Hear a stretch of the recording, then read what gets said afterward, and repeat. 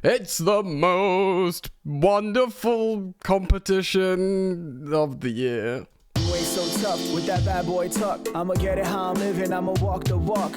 Outline my lines, I rap through thought. The FA Cup semi-final at Wembley, Chelsea versus Manchester City. A tired, deflated, potentially crestfallen Manchester City after getting ejected from the Champions League at home by Real Madrid, on pens no less, with Bernardo Silva doing one of the silliest pens you've ever seen. So welcome back to Football Therapy, back at the desk today. The comfort desk, not standing and presenting the podcast format style, you could say. Today, we're going to talk about who's potentially available and, more saliently, not available for Man City. And then we can try and build a lineup together for Chelsea. Huh? Be impossible, wouldn't it? So, thanks for joining me, friends. How are you? Are you okay? Little plug, if you want to follow me on Instagram, I'm like this close to 30,000 followers now. So close. I don't have a link to put anywhere on this, apart from this thing, which is just saying like and subscribe. I flatten my hand out. Okay, that's really bending my brain. So do that. And yeah, at Football Yannick on Instagram. Football Yannick, one word. 30,000 friends? We could all chat on the live streams and be nice to each other. So, Jonathan Gorey on the Evening Standard writes about Man City's situation, which we're going to go into now before reading about, or building a lineup, should I say. Manchester City have decisions to make on a number of key players for their FA Cup semi-final against Chelsea at Wembley.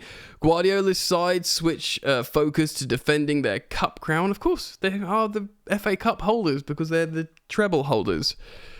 Yes, they got slapped out of the Champions League with a penalty shootout. So did Arsenal. So did West Ham. That coefficient must be pretty bad at the moment, so let's try and win the FA Cup and qualify for the Europa League. And heck, why not? Eh?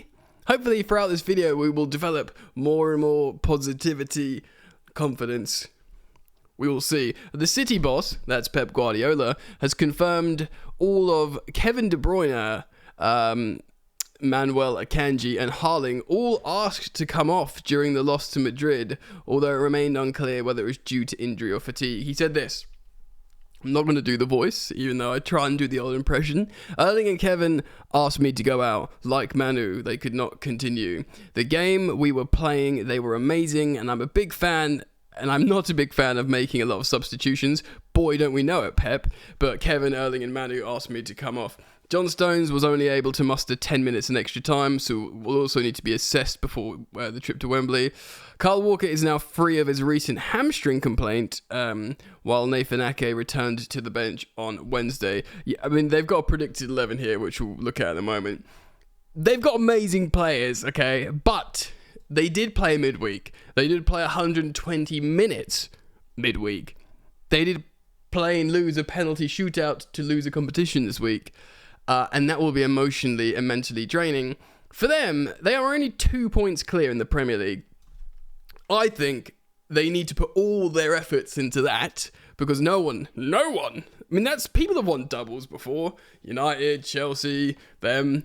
No one's done 4 Premier Leagues in a row. So that's where you need to put all your juice, guys. In fact, I say you throw the FA Cup semi-final entirely and just give it to us, because we need it much more. And that would be the friendly thing to do. The doubts, so De Bruyne, Haaland and Akanji, who are all well good, bruv. The predicted 11 for Manchester City here on the Standard is Ortega, Walker, Diaz, Stones, Gvardiol. So it's kind of like, yeah, Walker's massive for them, isn't it? It's so annoying. I really wish Walker was out, because they are so much worse. And also, Gvardiol's suddenly scoring bangers, like, just in time.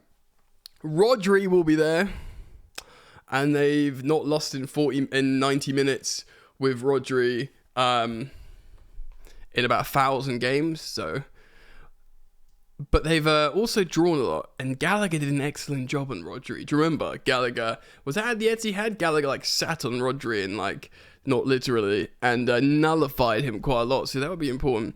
And then the sort of midfield and attack will consist of Silva, Kovacic, long-range bagger incoming, Foden, who's been sensational this season, Alvarez, who's probably in better form than Haaland anyway, because Haaland has been fraudulent of late, and Grealish, who's just found some form as well. In that game a few weeks ago when they scored loads of goals, four plus goals, he got 3 of the pre-assists, which I know is a bit of a meh stat, but he was really influential in their game. Jack Grealish. So it's a strong, their B team is still dope. Do you know what I mean? And ultimately, at Wembley, the team we lost to in stoppage time, that Liverpool team, was not strong. Again, Pochettino was asked about this in his pre-match press conference, about how Chelsea kind of threw it away in extra time. But he's like, look, it's a different game.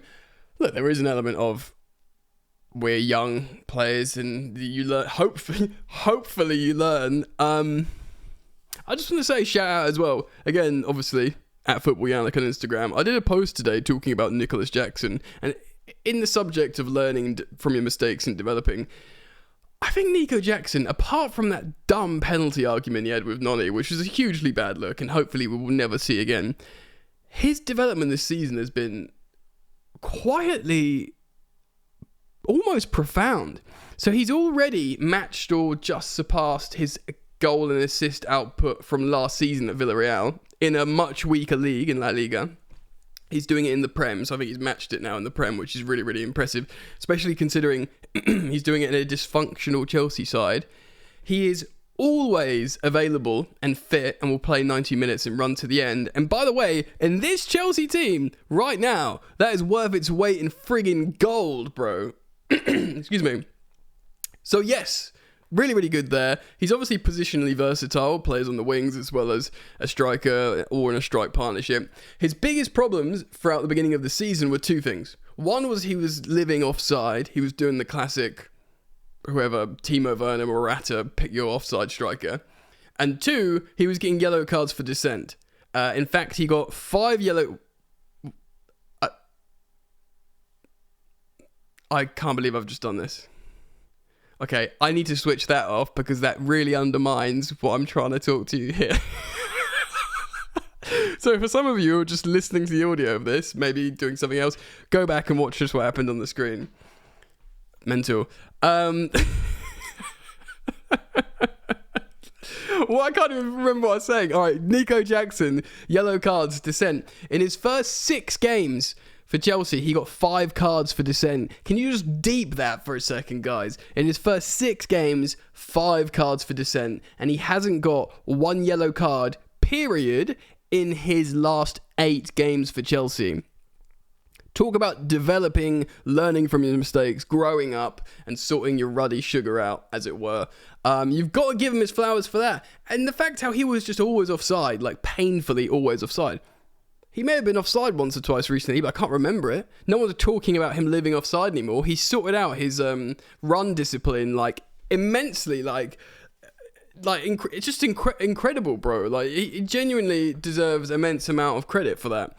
And he's got double digits for goals in the Premier League. Great stuff. It's great stuff. So he deserves a shout out. I wanted to talk about him. Anyway, let's make a lineup. Hey, fever, baby. So we're going to do different ones. This is going to be called If It Ain't Broke, Don't Fix It. Now, this is the more unlikely, if you ask me, of the lineups. But this, of course, is the Chelsea 6, Everton 0 lineup. Caicedo looked much better with Gallagher playing next to him in the pivot. Cole Palmer got 4 goals, including a perfect hat-trick from the number 10 position. Madueke might have, caused problems to allow Palmer doing better. Mudryk had a couple of good moments, but was pretty quiet. Jackson, excellent game. Goal and assist, and, some good play in between. Double pivot, excellent. And despite this, centre-back partnership being one of the most unlikely combinations, people might think, okay, from also how our defence has fluctuated this season, people might think, well, the first choice and future of Chelsea will be Colwill and Fofana. And the second choice will be the, relatively young and playing a lot of games experienced Badia Shiel and Disassi. And then the third choice, guys, would be 39 going on 40-year-old Silva and very much for sale Trevoh Chalobah. Yet these two guys are the ones who's kept the first clean sheet in 4,762 games. Mind blown. Obviously, it was Everton. Everton are not free scoring. Could have been just a good day. And do you start Thiago Silva against Manchester City at Wembley? I'm not so sure. So there is this option. There's this option. Your first good performance, purely because it was a 6-0 and good performance. I think there's a chance Pochettino does this. Because they've all had a lot of rest and they're all available. But what I think is probably most likely, genuinely, is this. I think Chalobah there. I don't think Silva will start. I think we'll need more legs. And purely because he had an iconic performance. Where the bloody hell is he? Away at the Etihad, I think Disassi will be brought back in should he be fit. Gusto will obviously start on the right. So Disassi will have to do whatever he did at the Etihad. And this is your last chance, Disassi. I don't think Badiashile will start. I think Chalobah will start on the left. And hopefully Sanchez isn't brought in, because despite Petrovic's form getting worse and worse and worse and worse, he was okay against Everton. Didn't face much, but, And also, by the way, guys, I know some of you might be saying this, so I'll address it. I know we kept the clean sheet at Everton, but we weren't by any means defensively flawless. Petrovic faced a couple of shots, and there were some crosses in the 6-yard box across the face of goal that people weren't meeting, and we didn't look good on corners at all. So it wasn't like a shutout, it was like, wow, a clean sheet kind of thing. Right. So, back to this. I think Cucurella will start as well. There's a chance Chilwell, but as far as I'm concerned, Chilwell and Cucurella will both feature in this game. He's got two left backs that he trusts, and against a tired Man City, and of course, Kyle Walker will be flying down that side as well. He will utilise both of them. I think it will be like a 70 minutes, 20 minutes jobby. And of course, who knows, extra time. The fact how he's got two fit and available left back is massive. Now, the $1 million question, of course, is Enzo Fernandez. Because Enzo Fernandez started in both the games against Man City, where we had good results in both. And people are obviously thinking, well, maybe Caicedo plays better without him. But the truth is, we're going to do this, we're going to do this, and we're going to do this, if I can freaking find him.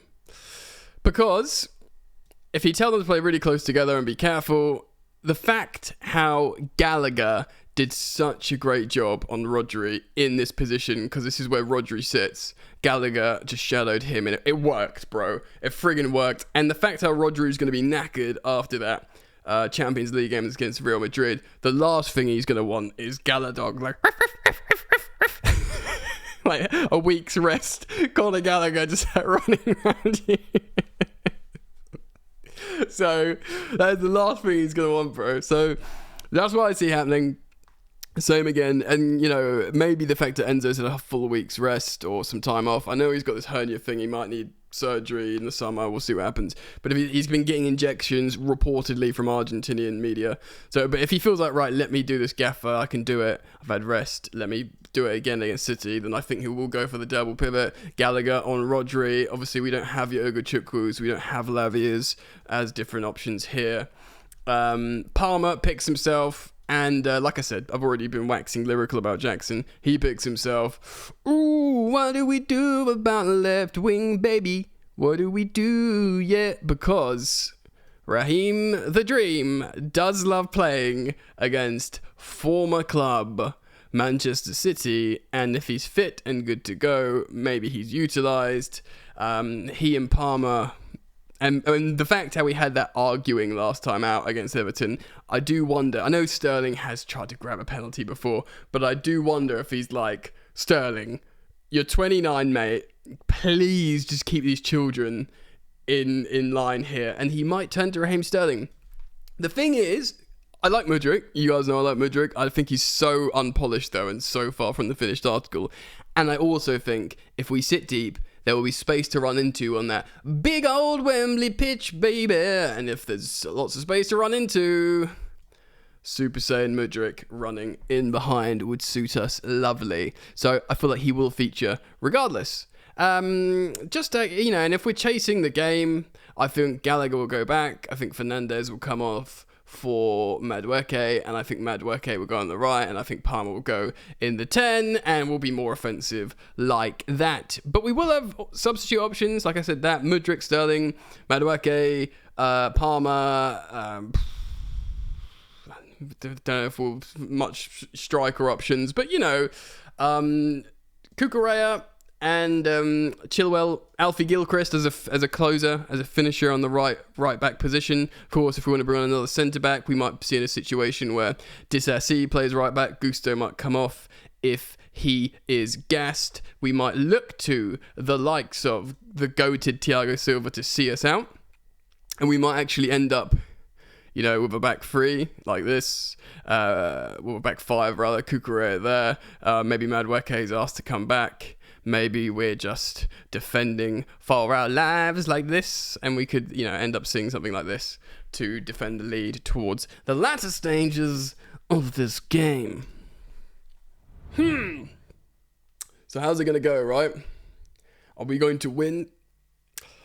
Obviously, people will be thinking that the midweek Champions League game, Man City, bodes well for us, but at the same time, they're angry. They will be like, let's just beat up Chelsea to feel better about ourselves and get ready for our title charge. And they generally like winning more than one trophy per season, Man City. So I don't think they're just gonna not want to win the FA Cup. But I'd rather have them had that exhausting midweek excursion than not. We will concede against them. That's just, even if, we played very well at the Etihad for 60 minutes, but I think we will concede at Wembo. I think it's going to be a 2-2 in 90 minutes. I wonder if we can take it to penalties, if they will just, in their heads, have the penalty shootout. I get it can go both ways, can't it? Because it can be like the penalty shootout loss will be hanging over them from the Champions League, or will they just Bernardo Silva is not going to freaking pass it to the goalkeeper again, is he? That's not going to happen. He's going to just smash it in a corner. So it can go both ways. So I'm going to say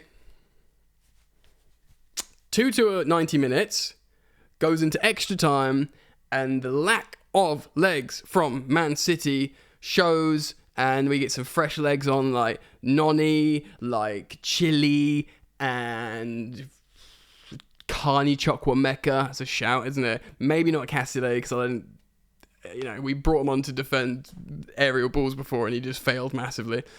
So, and I think we're going to win in extra time. Oh, what do you think? Let me know. Comment down below. Thank you for joining me today.